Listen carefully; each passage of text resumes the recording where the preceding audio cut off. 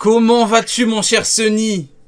Ça va très très bien, mon frérot. Ah, bah parfait. Alors, normalement, ton volume, ça devrait être bon. Nickel. Et comment vas-tu, mon cher Neil? T'es en pleine forme, ça va? Ça va, j'enchaîne sur le premier ban d'un quart d'heure là. Non, abuse. Non, Neil, par contre, j'ai eu énormément. J'ai eu beaucoup de plaintes. Donc, je pense qu'on va faire un sondage pour voir si tu mérites tes droits de modérateur parce qu'il y a eu beaucoup de plaintes. Moi, il n'y a aucune plainte. Je te jure, dès que j'entends.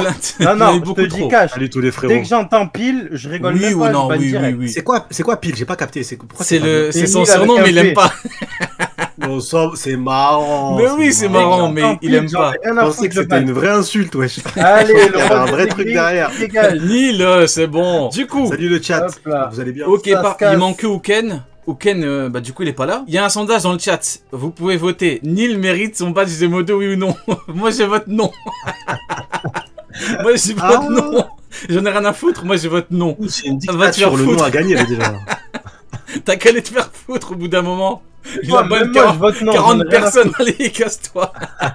Vas-y, même moi je vote non. C'est une dinguerie. Hop là. Bon, du coup, elle a rigolé beaucoup trop, je trouve. Bah ouais. Pour un soir, on a eu une défaite horrible, où c'est difficile. J'avoue qu'on a jamais autant rigolé en début de live. Vous rigolez, pourquoi vous rigolez? Vous êtes en train de pleurer normalement. Bah, parce qu'on a pleuré avant live, Sunny, c'est bien connu. Ah oui, c'est vrai. Bah oui, c'est bien connu. Kizaru vient de No Diff Sanji, qui a battu Queen la pandémie, donc forcément, bon bah on était obligé de pleurer avant le live. Tu sais très bien, Sunny, tu m'as entendu. Chouiner et pleurer, donc arrête de faire semblant, Sunny. Du coup, un peu plus sérieusement, en attendant que Ouken arrive, nous allons parler du chapitre. Du coup, nous avons chapitre 1090 qui se nomme l'amiral Kizaru. L'amiral Kizaru, bonhomme qu'on connaît depuis très longtemps, ça commence à dater. Après, au plus on va avancer dans le live, au plus on va parler concrètement du personnage, de ce qu'il représente, de qui il est, de ce qu'il a fait, etc. Mais bon, voilà. Du coup, on va pouvoir parler de tout ce qu'il a fait. On se rappelle de lui, hein, l'amiral Kizaru, sur l'archipel des Sabondi, bien évidemment. Comme le dit Sunny, Marineford, selon beaucoup, est un arc qu'on ne doit pas prendre en compte. Et j'ai l'impression que, quand on parle de Kizaru, l'arc archipel n'est... Tu vois, c'est pas un arc qu'il ne faut pas prendre en compte, mais on ne doit pas le prendre en compte à partir d'un certain moment. Tu vois, à partir de l'arrivée de Rayleigh, ça n'existe plus. Quand il tabasse les supernovas qui sont extrêmement faibles, qui galèrent contre des pacifistas, bon bah là on prend en compte.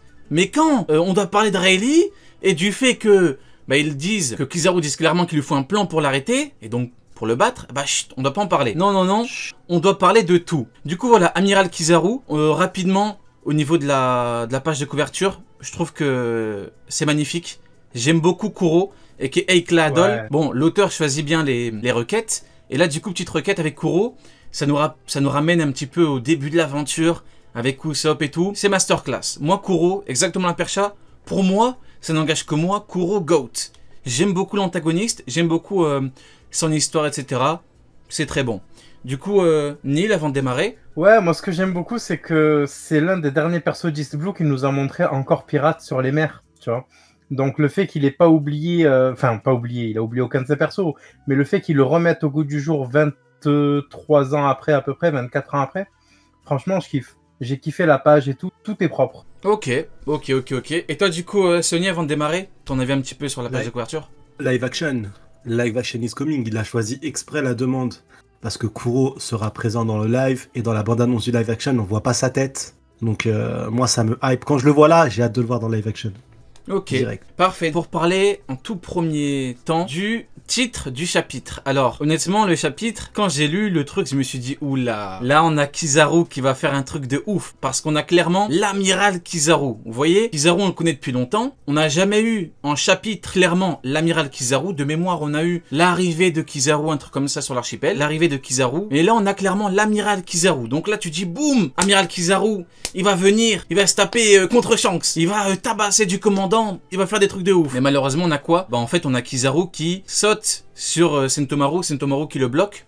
Et après, t'as du coup Luffy qui dit à quelqu'un de fort qui arrive. Je trouve ce choix plutôt curieux parce que on aurait pu s'attendre à un truc de ouf dans un chapitre qui porte le nom directement de Kizaru. Et t'as même pas juste Kizaru, t'as l'amiral Kizaru. Donc là, je me dis, c'est son moment. Tu es ce guy. Dans ce chapitre, tu es ce guy, Kizaru. Là, malheureusement, alors je sais pas ce que vous en pensez, mais je pense qu'on pouvait s'attendre à autre chose, mais malheureusement non. Donc je pense que rien que là, ça annonce un petit flop pour Kizaru. Ça nous amène bien évidemment à Nigashima, Wano, on en parlera juste après.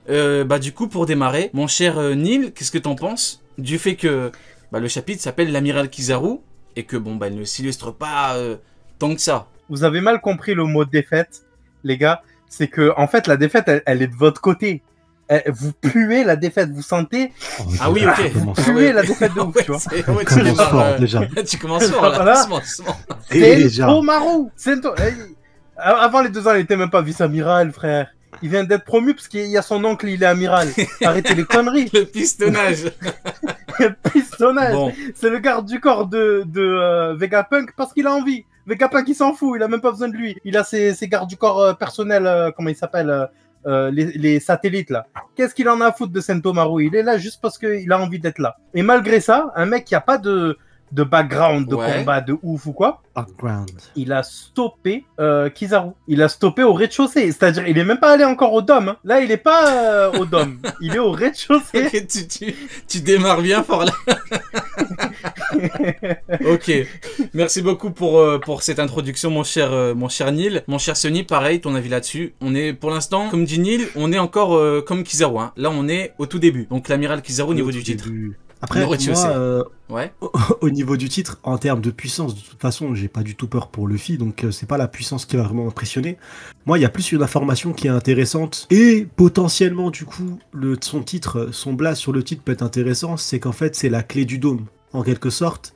Grâce à son fruit du démon, soit il est capable, lui, de rentrer dans le dôme, soit il est capable de le rendre dysfonctionnel de certaines parties qui vont permettre au commandant de Barbe Noire potentiellement d'entrer, ou à certains marines d'entrer, et qui va pouvoir permettre d'enclencher cet arc et des conflits en direct. Donc moi, c'est surtout ça l'information sur Kizaru.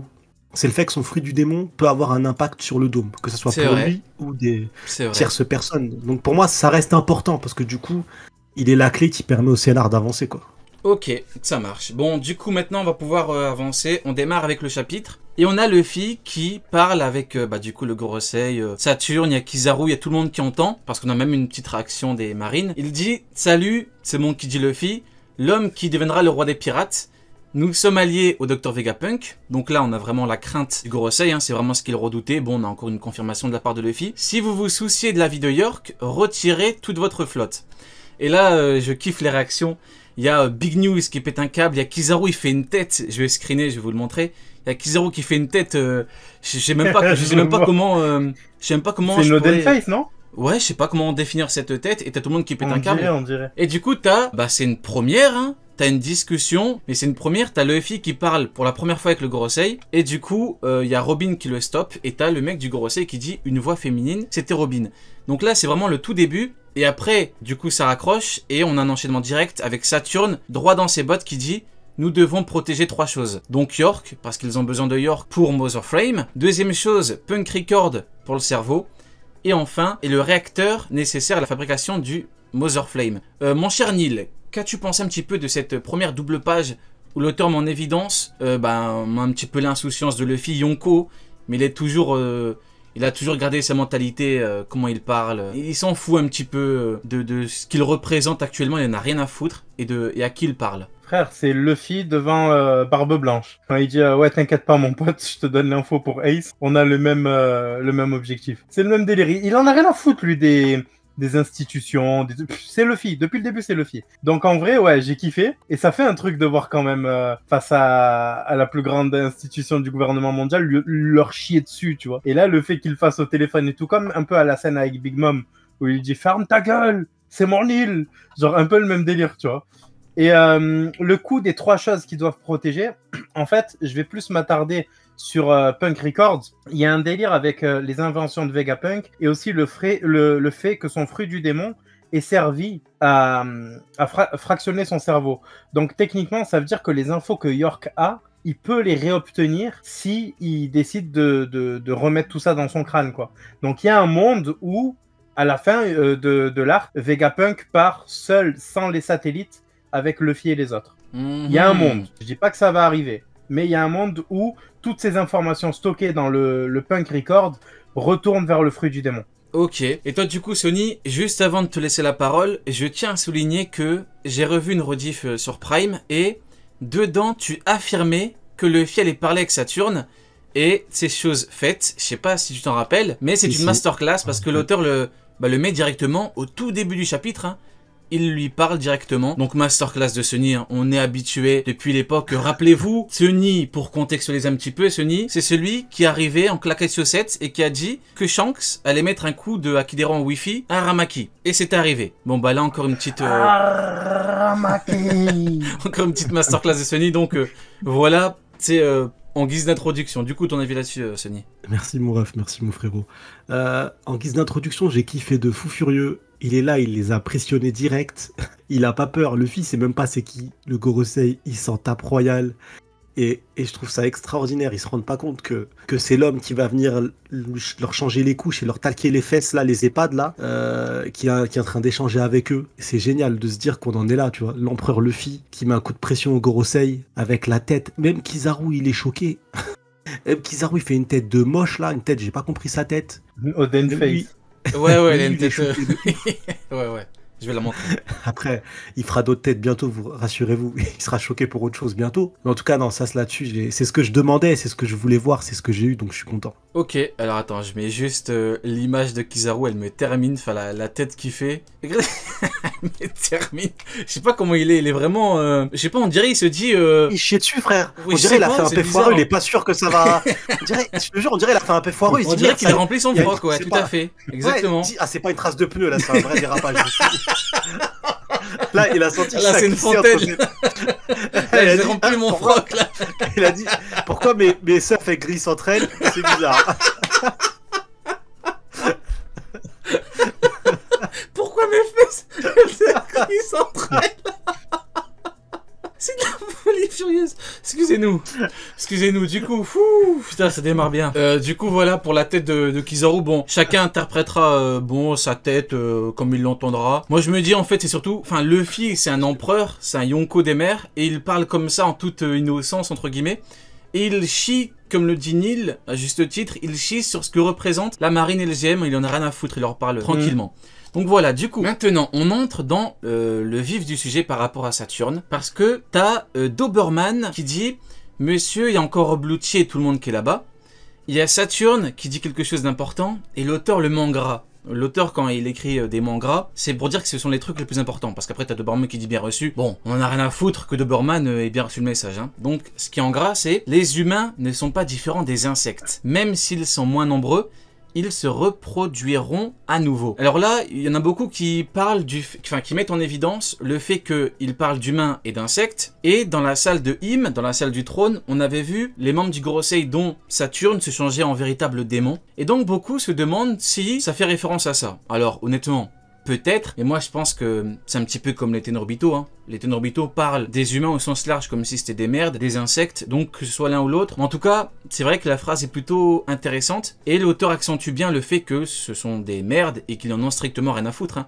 Et t'as même Doberman, on se rappelle que Doberman c'est un petit peu une merde au niveau des vis. Hein. On se rappelle notamment à l'époque de Enies Lobby. Mais là, il est là, il transpire, il dit bon, bien reçu. De toute façon, il a pas le choix. Et donc, c'est assez intéressant de voir que Saturne en a rien à foutre, humain. Pour lui, dans tous les cas, il va... Si tout le monde doit mourir pour ses intérêts, il le fera. Et toi, mon cher Neil, du coup, que penses-tu du fait que Saturne chie clairement sur les humains? Je vois le délire de vraiment... en fait, dans la mythologie grecque, vas-y, je vais reprendre là-dessus. Ah, il casse les genoux. Ouais, je suis obligé, mais vas-y. Vas-y, je suis obligé, là. Parce que le Gorosei, techniquement, c'est ça, mais... Non, c'est intéressant, dis-nous, dans la mythologie grecque, vas-y. Oui, je rigole. Ça, dans la mythologie grecque, les titans, en gros, considéraient les humains comme des insectes, en fait, comme rien d'autre.